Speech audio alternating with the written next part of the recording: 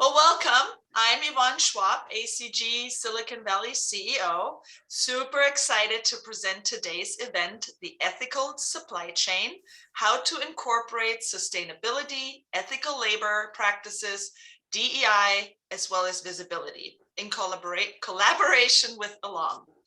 For those of you new to ACG Silicon Valley, we are the leading business-to-business networking organization in Silicon Valley, providing connections, thought leadership, and enabling personal and organizational growth.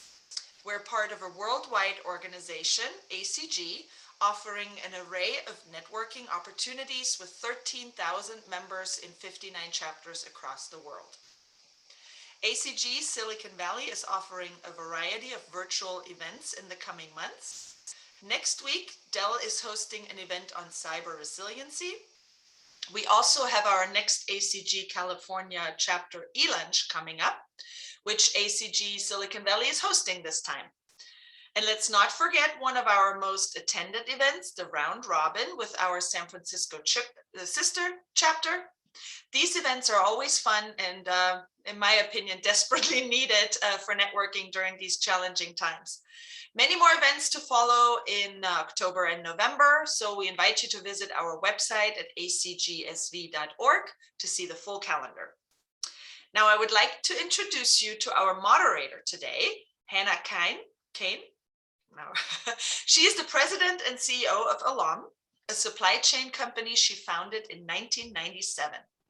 Along operates out of 19 global locations to support its Fortune 500 customers in the technology, automotive, medical, financial, and energy sectors.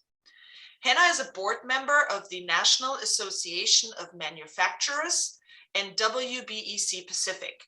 She is the board chair of How Women Lead Silicon Valley, serves on the WBENC Forum Leadership Team, the Advisory Council of Heritage Bank of Commerce, and is a member of the Committee of 200 for Executive Women.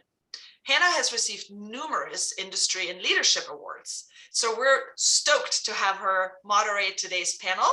And now, without further ado, Hannah. Thank you, Yvonne, for the kind introduction. And one day I hope I get to introduce you, because you have a long list of things one could mention about you too. So thank you for attending today. We have a three-part series about the supply chain. So supply chain is, of course, these days really central to the entire business environment. And we started out talking more generally about procurement strategies, etc. We had Mr. Supply Chain with us for the last session. Today we are talking about corporate social responsibility, or environmental and social governance, as it's now called.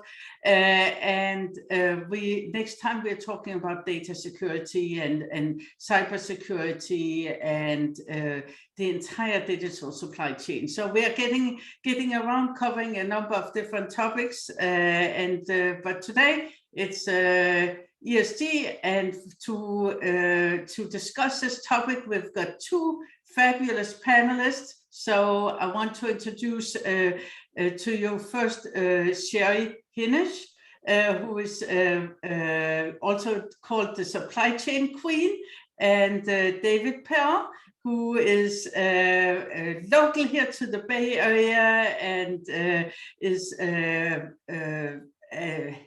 working with supplier diversity and social causes for PG&E. So Sherry, why don't you tell us about yourself and your background? Hi, everyone. It's a pleasure to be here. I adore Hannah. I think she's such a fabulous leader in supply chain. I currently work at IBM, and I lead the Sustainable Supply Chain Finance and Circularity practice. I also am super passionate about diversity, equity, inclusion, and work a lot with products. So trying to ground a lot of the product innovation here at IBM in the promise of sustainable development. So it's a privilege to be here. Thank you, Sherry. And Sherry is a very known entity on social media. If you don't already follow her on social media, she's a supply chain queen on almost all channels. Isn't that right, Sherry? Yes. Yes. Thank you for being here. And on to David. And David recently joined me on the board of Rebec Pacific. So thank you, David. Thank you for having me here today. This is very exciting to speak to this organization. So I'm David Pell. My title is Consultant, Supply Chain Responsibility. Don't let that fool you. I am an employee of PG&E. And I've been with PG&E now for almost 7.5 years. I have a lot of background in supplier diversity.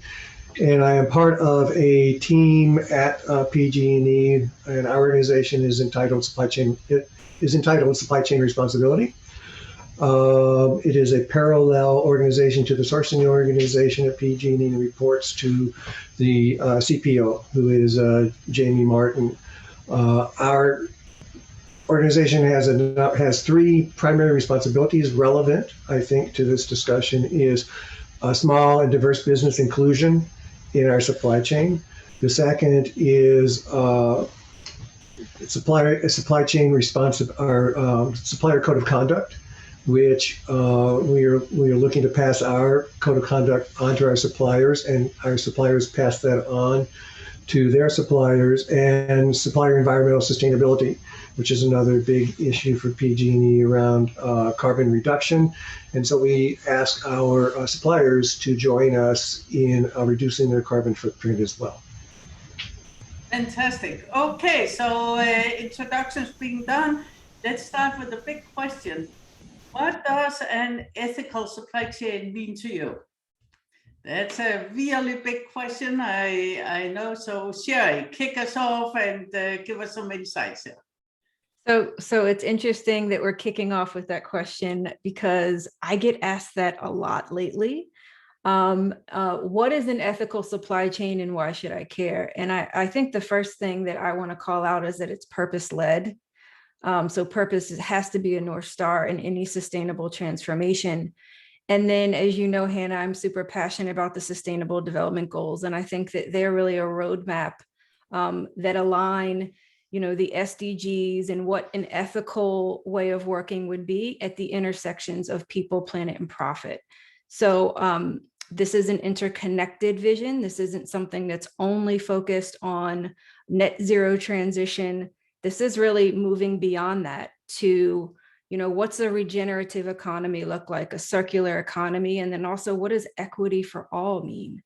And when we look at this, Venn diagram of people, planet, profit, I think it's what is at those intersections that start to form the basis of being responsible and transparent and equitable.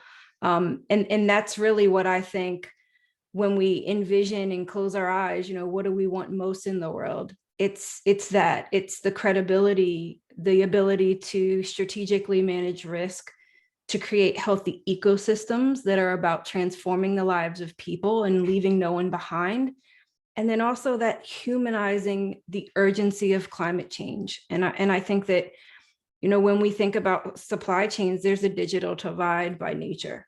So the physicality of supply chains, it means that technology really has to rise to the occasion and has to become a conduit for scale, for impact, and be able to provide that deep, rich data and insights that we need to really influence change behavior end to end, and foster science in a way that probably we haven't before, frankly, to really get at how do we use this end-to-end, edge-to-edge environment to create real stewardship and real change in the world.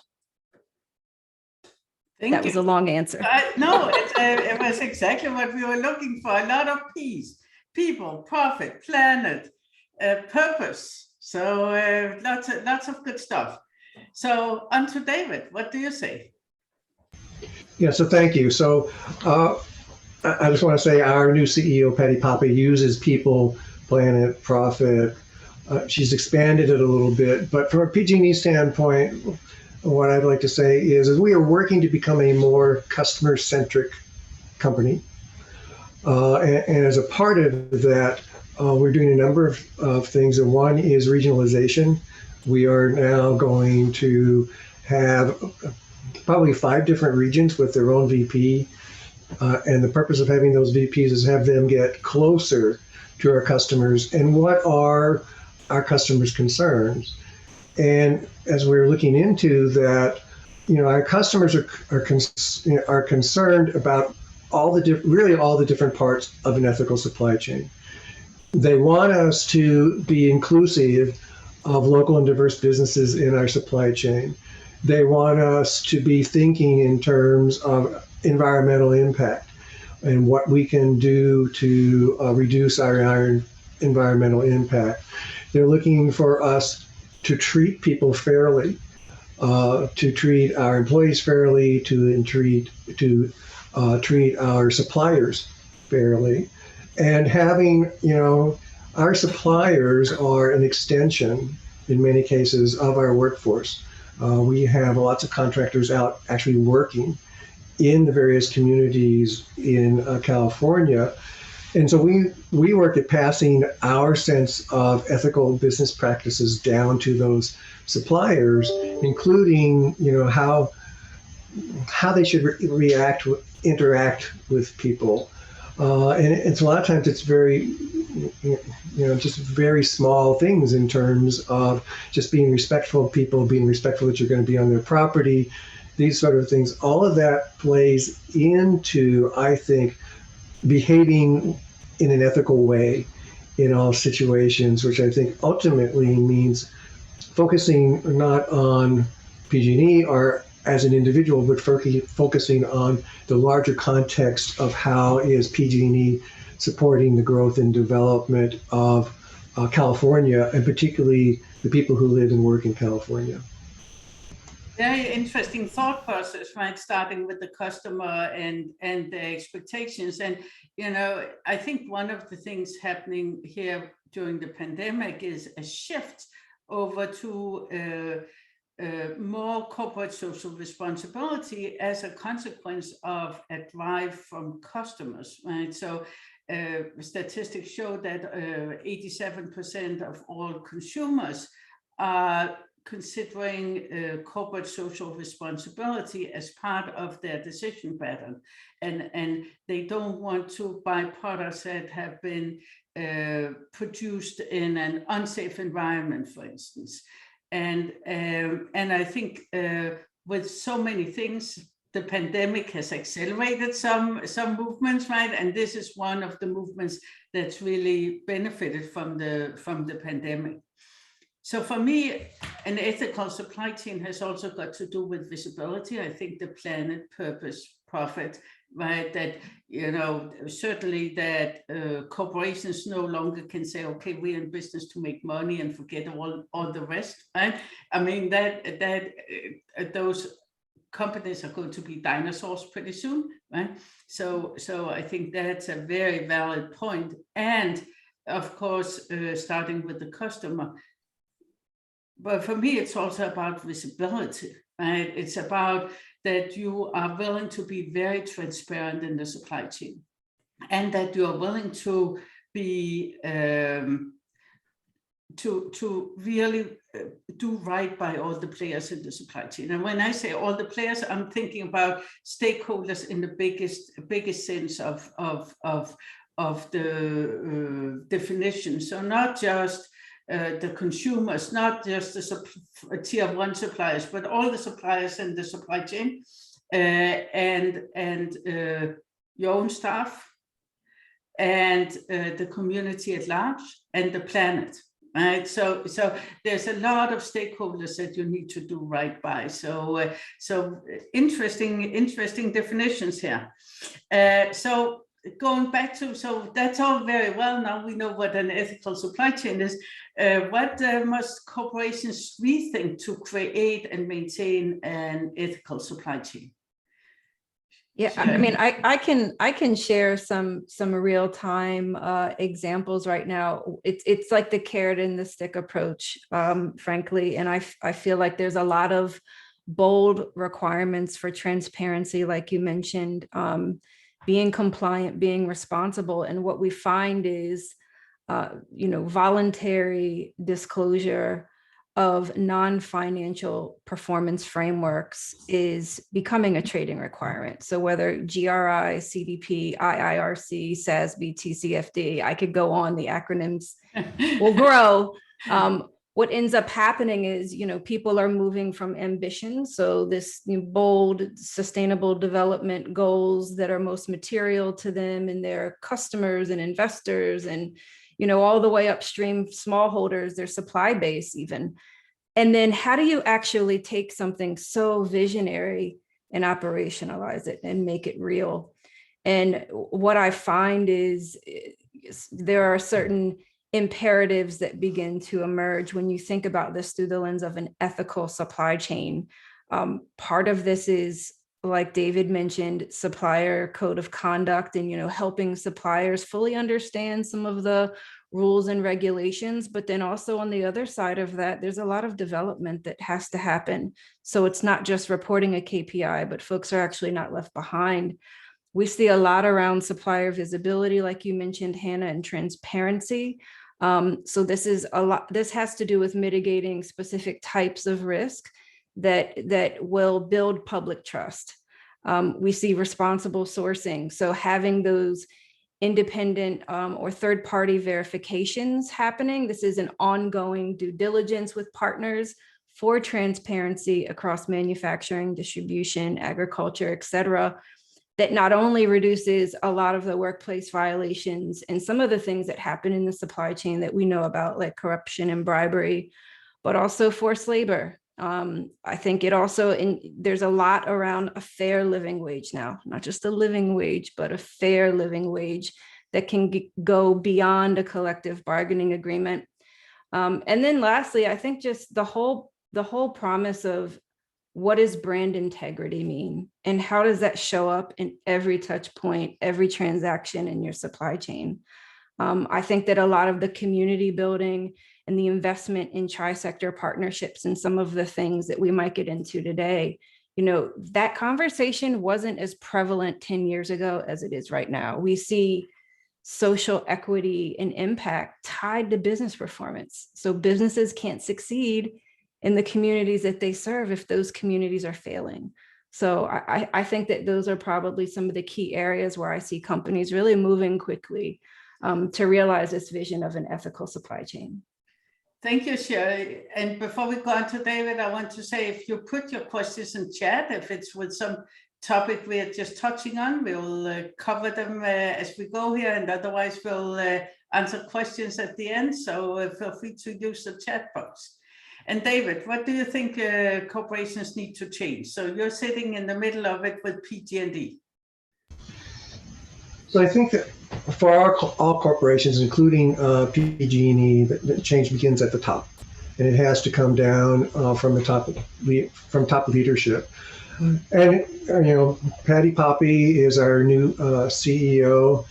From my standpoint, it's wonderful to have a woman as a CEO of a utility. This is a rare breed, and she has brought an absolute tremendous breath of fresh air, I think, to the company, my personal opinion.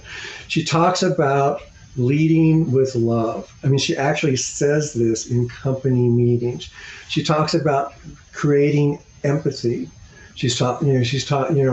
And we have been, and we're now double downing on creating a speak up culture where everyone should feel included and any kind of discrimination, reprisals, or anything like that is absolutely a violation of our code of conduct, and that's passing down through the company, and it's creating some very, very interesting discussion on some of the town halls. The very important discussion to be having about inclusion, which is a lot of what it boils down to, is giving everyone a fair opportunity to participate, and so it's creating some great conversation. And I think what I'm seeing is that it's going to filter down And we're going to see that in terms of how we interact within our communities, how we conduct our outreach, learning to be listeners rather than trying to convince people this is the way we do it, you should do it that way. And listening in the way that we're actually receiving the information and then acting on it. And we're putting in place ways to kind of track those things and follow up on them, so that things don't just get lost. So that's being passed down through the leadership team. It's being passed on to our suppliers, and from a supply standpoint, we are upping our diligence around that. From a supplier code of conduct, when we first started adding that in, we simply asked suppliers, do you have a code of conduct? Now we're moving towards share your code of conduct with us. What are the things that you're doing for you to disseminate your code of conduct to your employees? We're doing the same thing around environmental sustainability. So it's creating transparency of we're asking corporations, what are we doing? What are you doing around sustainability? And then we're following up with them on an annual basis to say, what have you done now to improve your performance? So I think those sort of things are ways to do it, and hopefully we'll have a big impact. Thank you, David. And I forgot to mention all the awards that you're seeing behind David is, accolades to him and the team he represents here for the great social responsibility efforts that they are doing. So yeah, I agree with both of the speakers. It's really a deep cultural issue, right? And when I started ALOM soon 25 years ago, I was very focused on, can you create a supply chain where everybody feels well treated, where you do right by everybody in the ecosystem. And so I think I agree. It's a deep cultural issue that spills over to the supply chain. So let's talk sustainability, and I know, Sherry, you're deep into the sustainability issue. So let's talk about some of the best practices and what everybody should take away today about the sustainability and how to look at it. Yeah, so it's interesting because I think that most of my focus historically has just been classic supply chain, which was more around lean optimization and some of the more consequential benefits, not necessarily intentional by design, but a couple of the things that I'm working on, we can start with farming. So how do you create sustainable and regenerative agriculture? So the way that you source raw materials, the way that you design products, the way that you're engaging smallholders upstream to basically become more climate restorative and not necessarily, that tension that existed between the field and the forest, and a lot of commercial ways of working that are sort of ingrained in global supply chains right now. I think the other thing is that's front of mind is around supplier compliance, and David mentioned it a little bit, but a lot of these certifications, they are self-certifying. So how do you use technology as a force for good to get more clear on the ground truth? So you can use satellite imagery, there's sentiment analysis, there's a lot of really cool, sophisticated things that we're doing through AI apps and blockchain, for chain of custody and provenance, and trying to get really close to first party signals, closer than we've ever been before. The other thing is, emissions are really front of mind for a lot of folks right now. You hear a lot of pledges. This is the year of the pledges. Everyone's making net zero commitments, and we have COP26 coming up. So I think the other thing is, it's not just enough to model emissions. You really have to rethink. Design. We've designed a lot of these impacts and risks into our supply chain and into our business.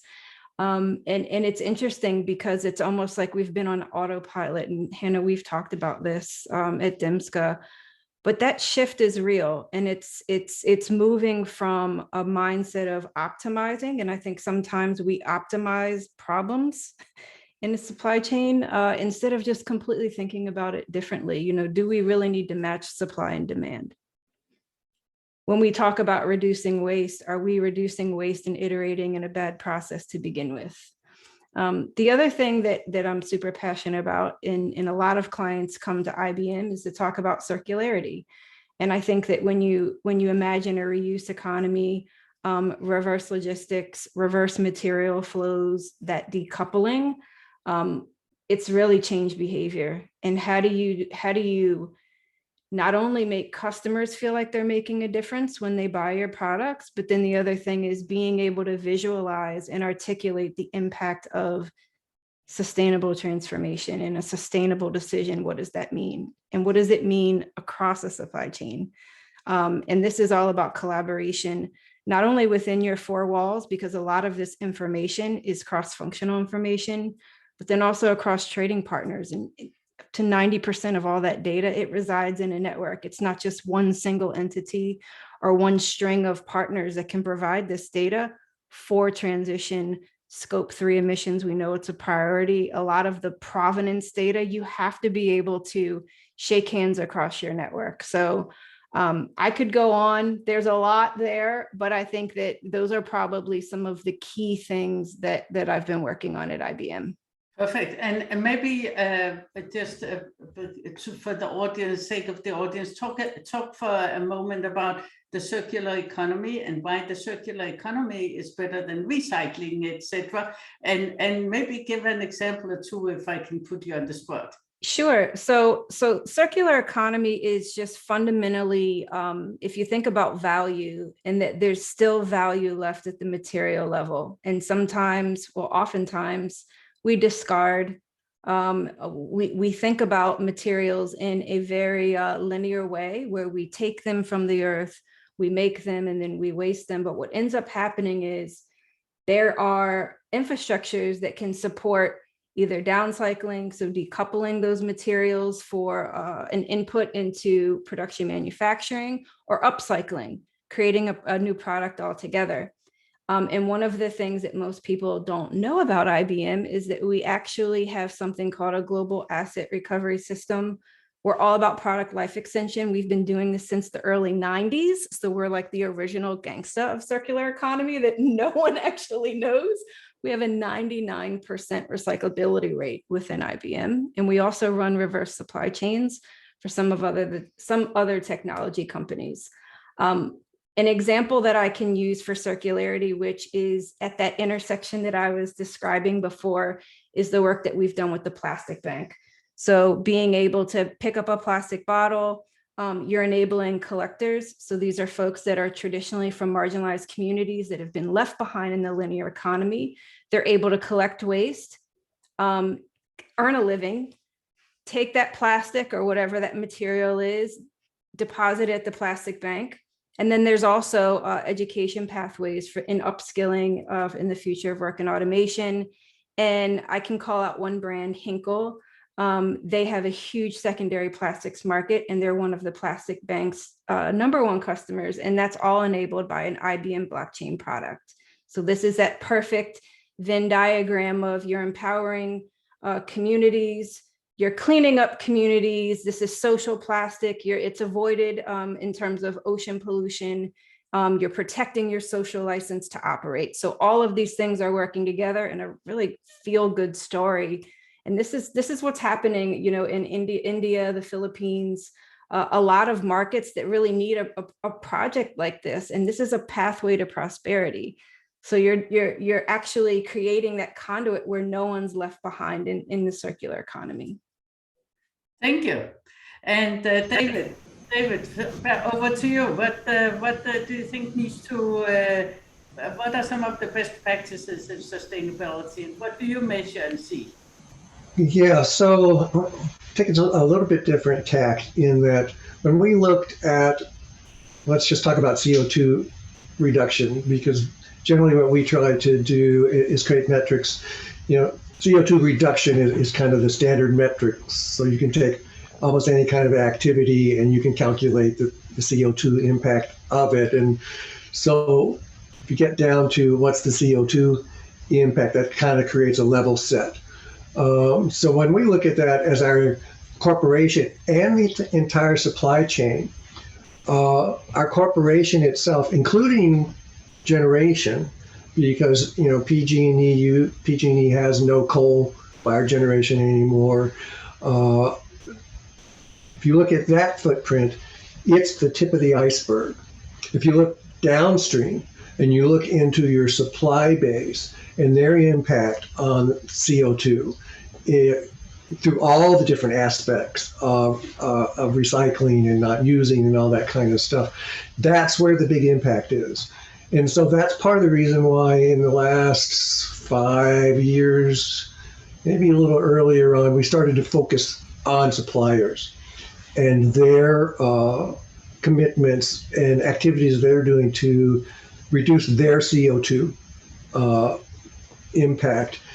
And so it has started with a number of different things. One, as part of our supplier evaluation, our RFP process, when we're looking at new suppliers, their commitment to CO2 reduction, their sustainability program, is part of that evaluation.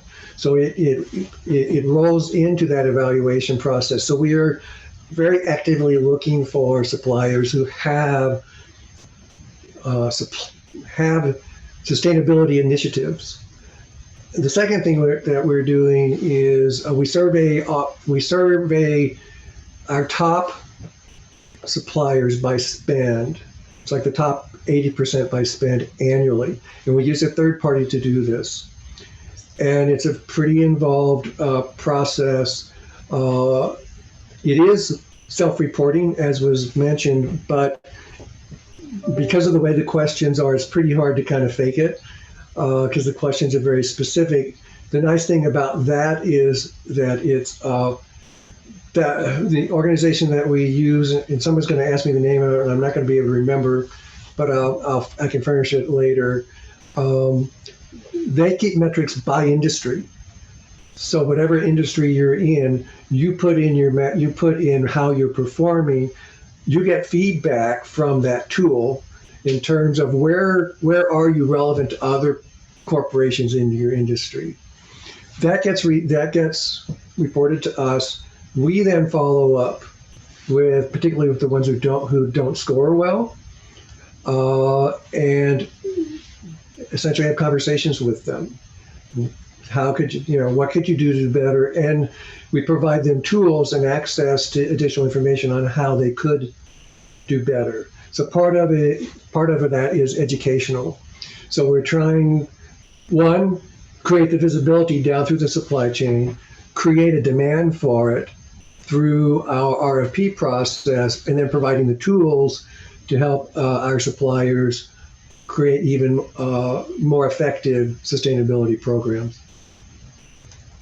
Thank you, David. And it was interesting you're touching on this thing about how do we verify, right? There's this old saying, trust but verify, and it's been one of the areas that I've been very concerned about here during the pandemic is our inability to go on site and verify, especially for overseas production. What is the compliance both in sustainability and labor practices, in a number of different aspects, as well as even product compliance, right?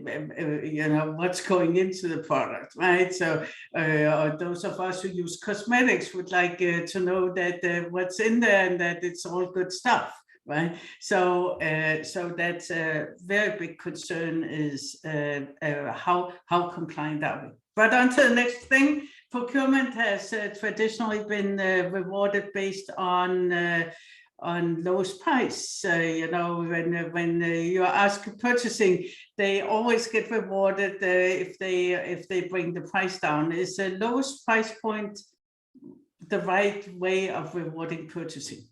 No. Oh, short answer. No, it's not. You know why? Because we have embedded so much risk in lowest price, lowest cost paradigms. I was on a think circle. It's like a CSCO, from different companies that are S1 clients at IBM. And everyone said that over the past 18 months, they've completely blown up that paradigm because they realize the inherent risk that's traditionally been externalized onto other people, onto trading partners, communities. And what's interesting is that I think we talk about shared value a lot, and maybe it hasn't hit folks as hard as it has in the pandemic, but this whole promise of what does equity for all mean through the lens of an ethical supply chain. When you think about just someone being able to meet basic needs in a living wage, how much risk are we baking into our upstream supply base if we don't make sure that that's intact? So it's like little inflection points that have actually been a bridge for much broader conversations around, are we really optimizing for bad outcomes where there are only bad choices in a bad system?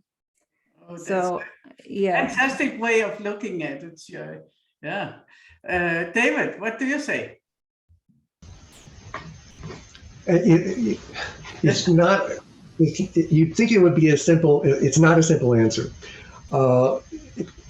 It is always like first cost versus long-term cost.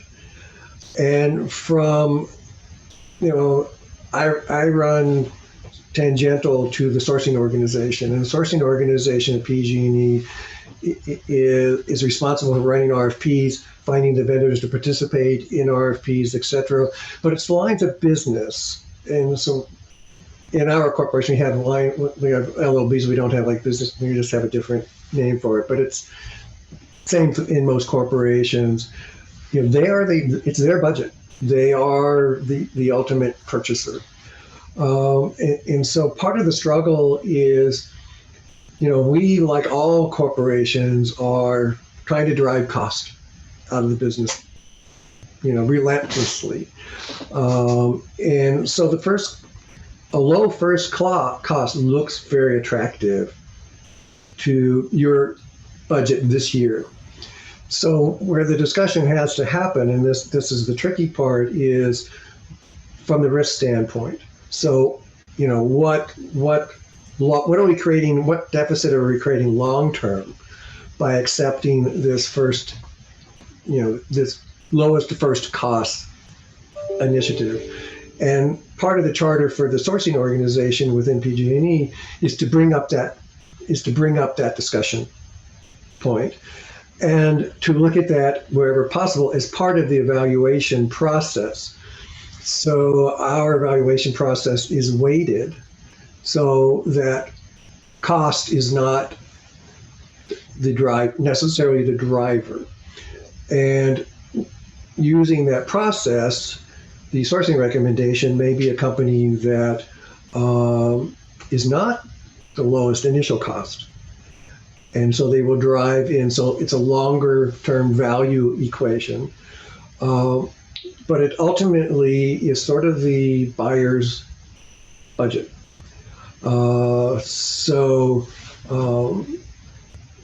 We try wherever possible to make decisions that are longer term and not just first cost based. But it is always a rub back and forth between long-term and short-term objectives. I do want to just give an example. These are some real-time in-flight customer examples based on a lot of the regulations that are coming about Lieferkeisengesetz. I think I said that right. The Supply Chain Due Diligence Act in Germany, TCFD. You have plastic and packaging taxes that are emerging to offset impacts and the social costs of carbon. Also, landfill diversion requirements and risk management. You have the carbon border adjustment taxes that are on the horizon, and then also penalties for virgin material use that are front and center. So what's happening now is we have a lot of folks who maybe they were in an S4 journey or they've made a lot of technology investments and they're having to design a lot of those requirements now and use that sophisticated modeling to incorporate it into sourcing practices. So these are regulations that are hitting, end of this year through 2023. And you think about what's on the other side of that. I said the carrot and the stick before. It's like, no, just for one brand in particular, a CPG company, you're talking about $700 million in taxes year one that they cannot avoid unless they start now. So I think it is, what's lowest price mean? You better, start now and understand a lot of these ESG requirements in the new world, in a green economy, because if you don't, you'll be left behind and you won't survive.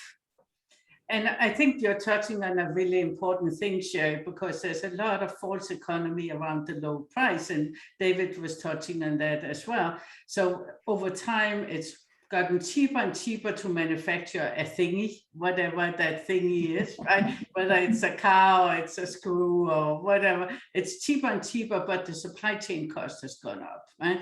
And what we are still not really doing right now is factoring in the risk, quantifying the risk and building that in, but also the risk, the corporate social responsibility, the branding risk that with making bad purchasing decisions, right? Procurement decisions.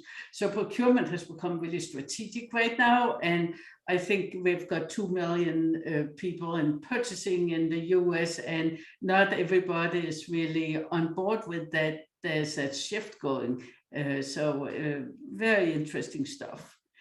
Okay, moving, unless everybody, I sense a lot of energy around this, so I'm happy to stay on this topic. Otherwise, I wanted to move on to supplier diversity and talk about, so we are all three of us very active in the supplier diversity space. And David, maybe you can talk about how supplier diversity has an impact and give us some thoughts about what corporations should do for increased supplier diversity. Yours unmute, David, so we apologize. And Hannah, I see we do have a hand up. I don't know if you want to take a question from the person with the hand up, or if you want me to just answer your question. There's a question about whether we're sending the recording to the participants, and Yvonne just said yes we will, and these recordings are also posted on, we have a hand up. Oh, yes. Paul, you had a question.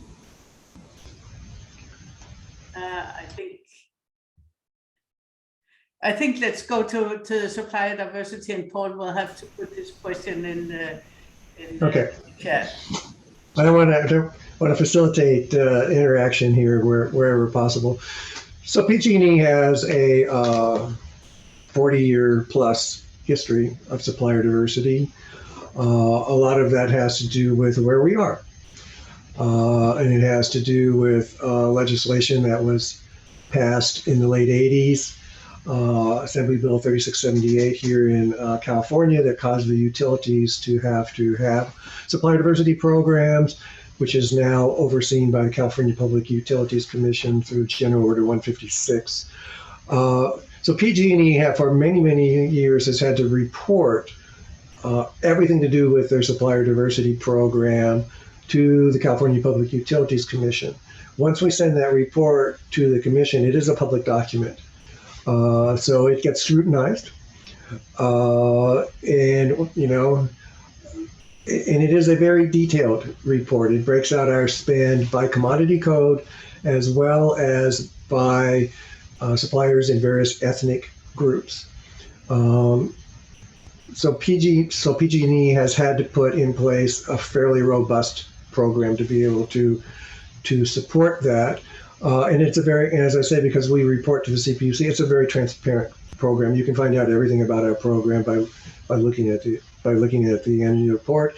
And it's one of the few programs in the United States that is therefore also audited on a regular basis. We perform an audit, internal audit every year, and we were recently audited by the Small Business Administration as well.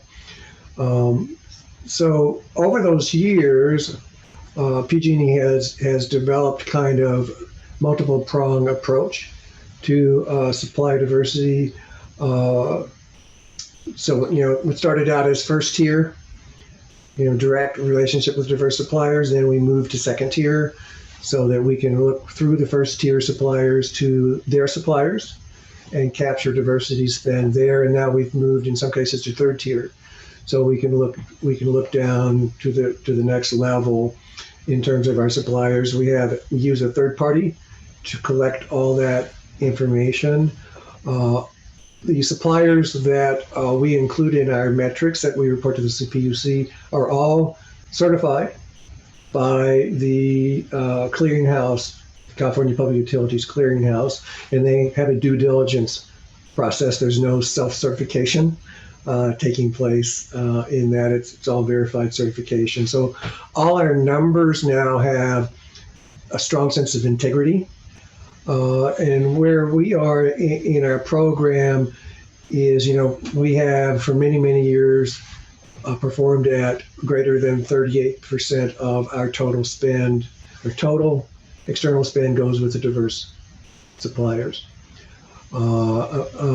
women and various minority groups. Our challenge now is actually to sustain that.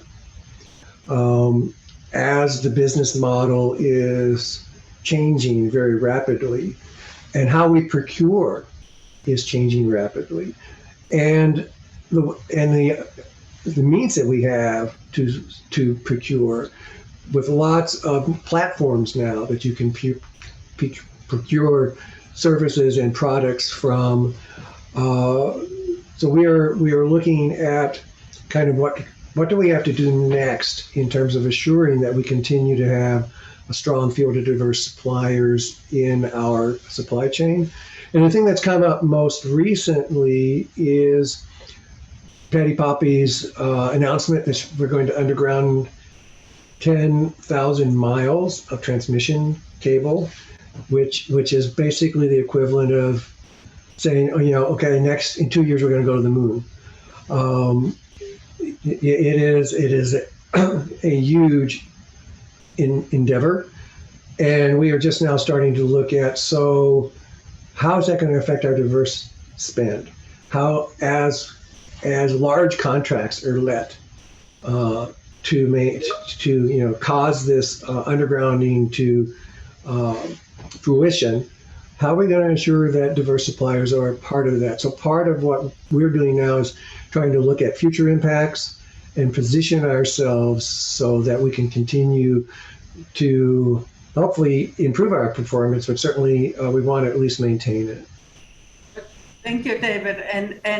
And I don't know whether you want to comment on this, or maybe Sherry wants to comment on that, is the impact in the community, right? Because there's a lot of statistics showing that diverse businesses reach further out to underprivileged communities, hire more minorities, hire more from the underprivileged communities, and therefore the money kind of spreads out in communities that otherwise may not benefit from the business. So I don't know whether you want to talk to it, or Sherry. Yeah, I think that when you start to look at that through the quadruple bottom line and that economic impact analysis that happens, for every dollar that you spend with a diverse supplier, for example, how much economic value is that creating in a community? It could be $1.77. It could, depending on the company. We do some work in value balancing in my practice, and it's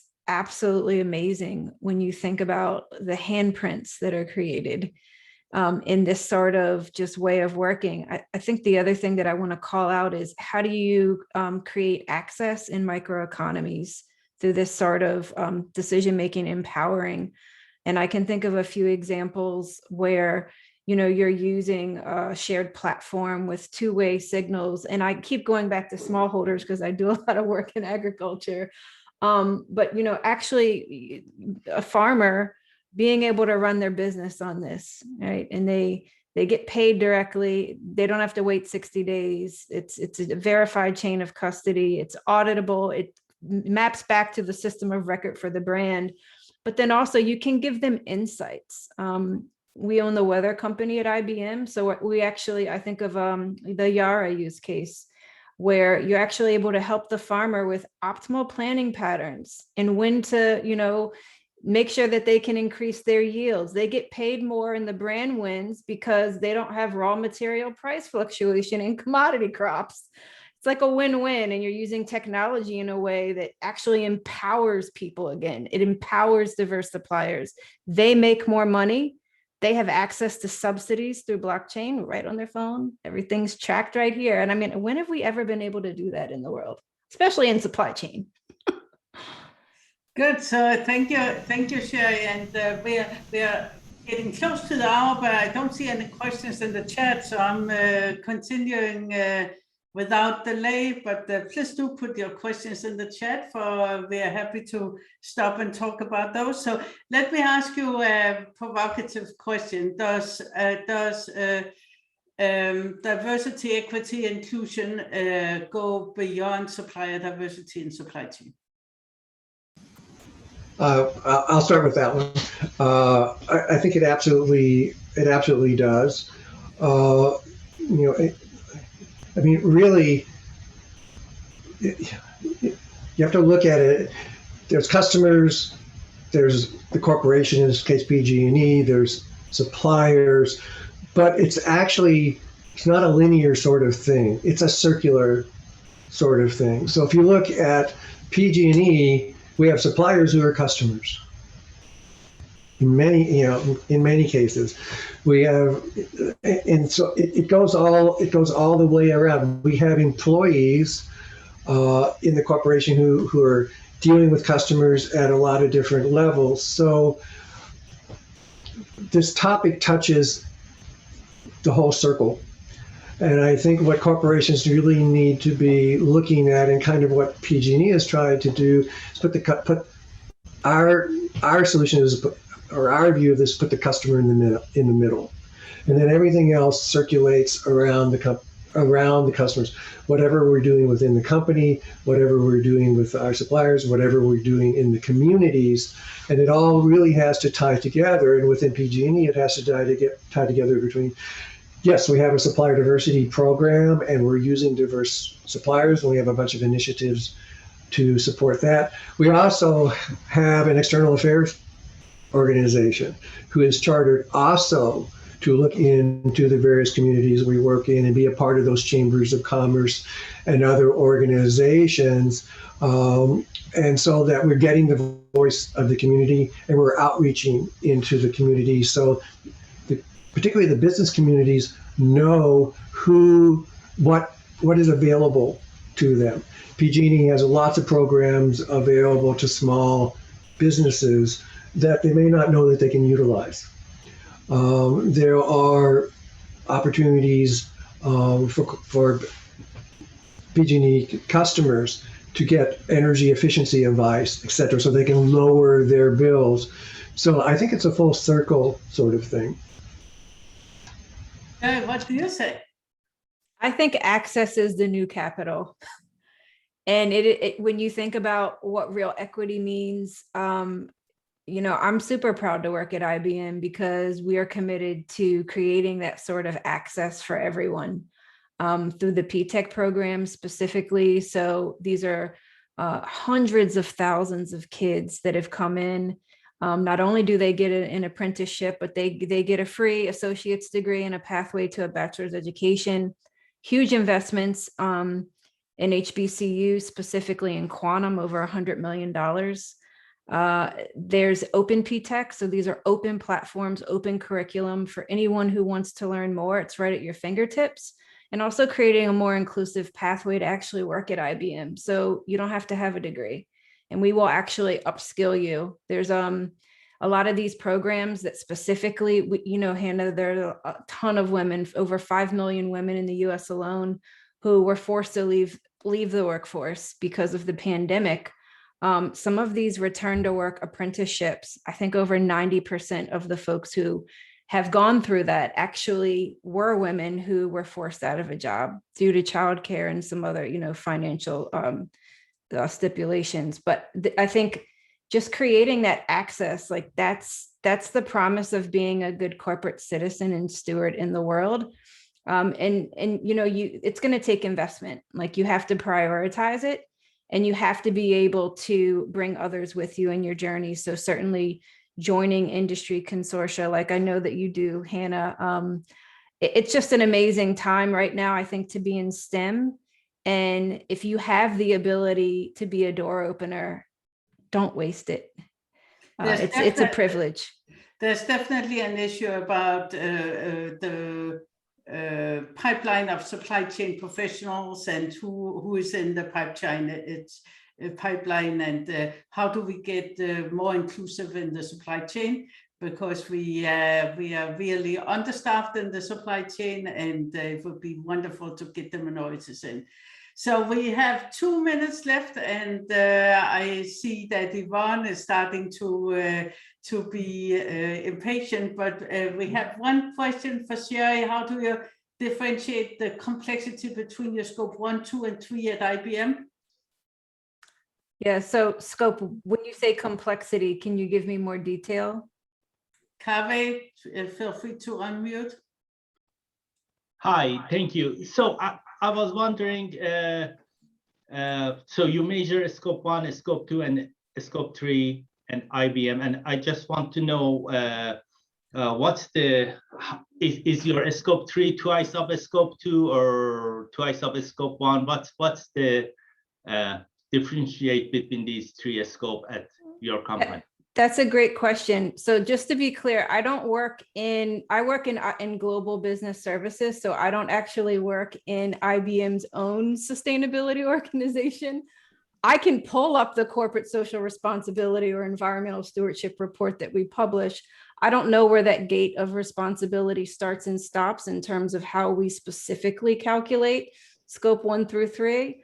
But I can tell you that we've been in this space for over 50 years. We were the first technology to voluntarily report against ISO and ESG's frameworks.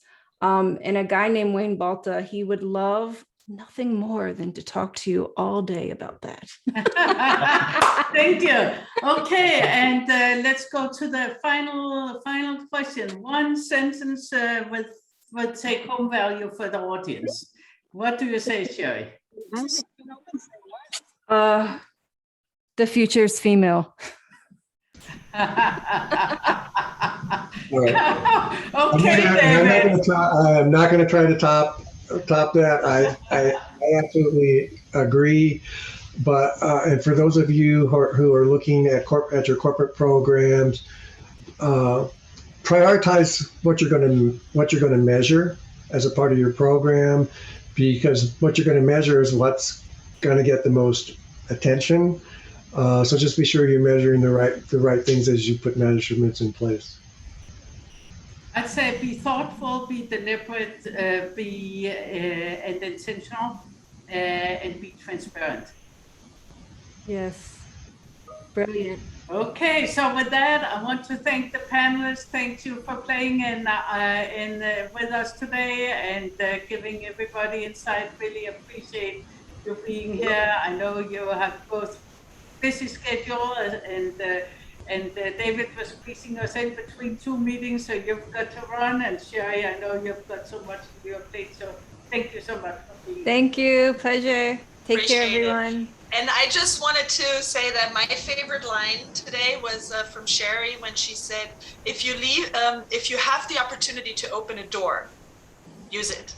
I love that, and that's my parting words to you. Let's all make this a better world, and thank you to the panelists. Thank you to everyone who joined us today. I hope to see you again soon. Enjoy your weekend, and have a good day. Oh, thank you. Such a pleasure. Bye. Bye.